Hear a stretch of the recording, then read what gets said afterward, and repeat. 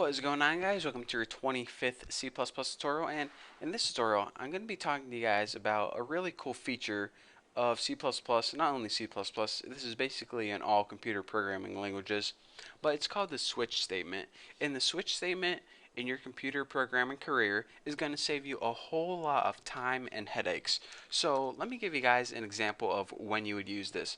Say you have a variable like age and you want to test the age of a user, and you had a bunch of different like statements you wanted to print out depending on how old they were. So if they were 16, you would say, congratulations, here's a new car since you can drive now. If they were 18, you would say, go buy a lottery ticket. If they were 21, you would say, go buy some beer. So you have all these different values that you could apply to the same variable. So with our knowledge so far, we can build a program like this doing this. If age equals 16, let's go ahead and type our body, and then after this, if age equals this, yada yada, if age equals that, and that, and that. Well, all those if statements are getting pretty old, so wouldn't it be cool if we could combine this all in kind of a compact statement? Well, it would be cool, but unfortunately we can't. So on with the next tutorial. In the next tutorial, I'm just kidding. We actually can do this, and that is through the use of something called a switch statement. Now, in order to use a switch statement, here is what you do. Type the word switch. Now, in parentheses right after that, write the variable that you want to test. Well, we want to test the value of age, so go ahead and type age right in there.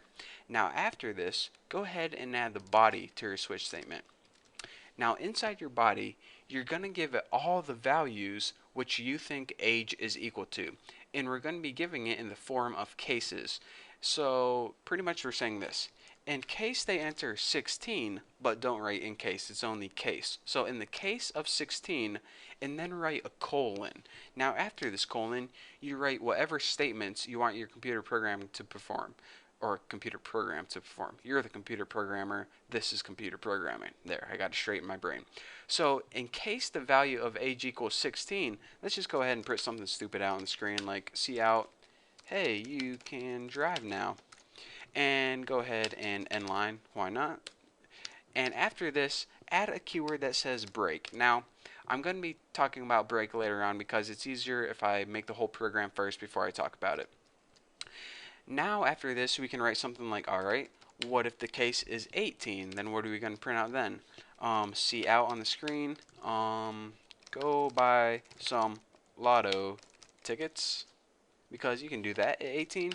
Now end line, and of course after this, add that break statement that we don't know what it does yet, but we will.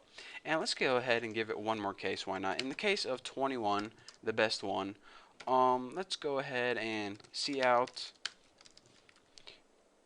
buy me some beer, and go ahead and end that line. So now you can see through the use of this switch statement, it basically saved us the trouble and the time of making a bunch of different if statements. So instead of three different if statements,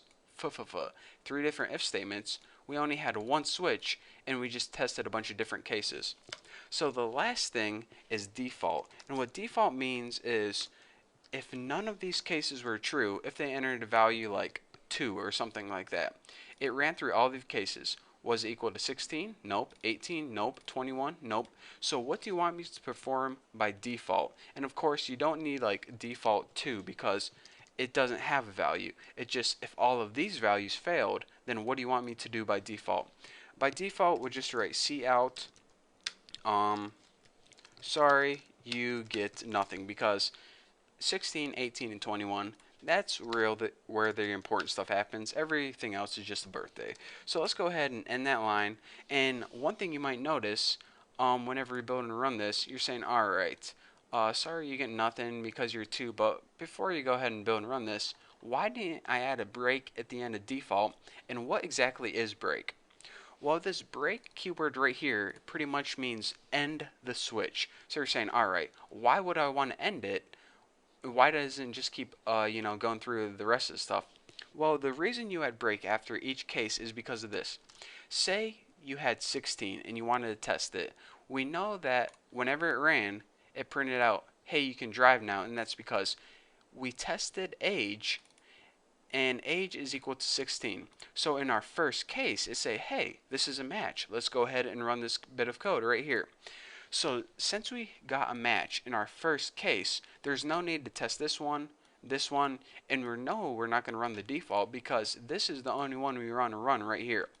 So what break says is break this switch. It pretty much saves your program the trouble of having to run through the rest of these cases because it's not going to be useful to run through the rest of them as soon as you found a match. So let's go ahead and say we had 18 in there. What we would do is it runs it and it prints out, go buy some lotto tickets. Since we have that break in there, it did this. Alright, in the case of 16, nope, you're 18. In the case of 18, bingo, we have a match. So let's go ahead and print out go buy some lotto tickets and break out of this loop. So no need to test 21 and no need to use the default. Since we broke out of it, we found our match.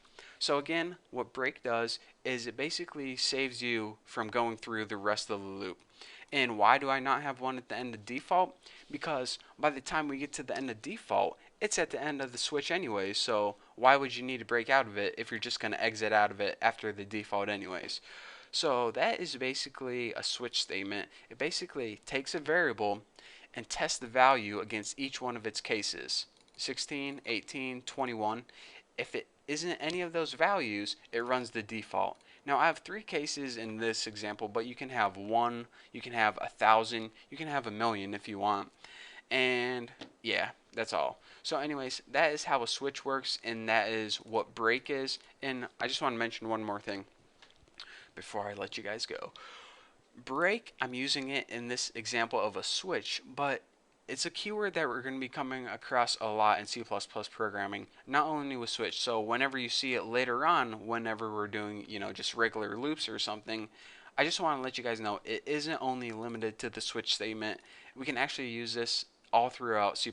So whenever we come across it, they'll be like, hey, isn't a switch supposed to go around that? Because we're not. So for now, thank you guys for watching. Understand the switch, and once you do, you're ready to move on to my next video. So like I said, thank you guys for watching. Don't forget to subscribe, and I'll see you guys in the next video.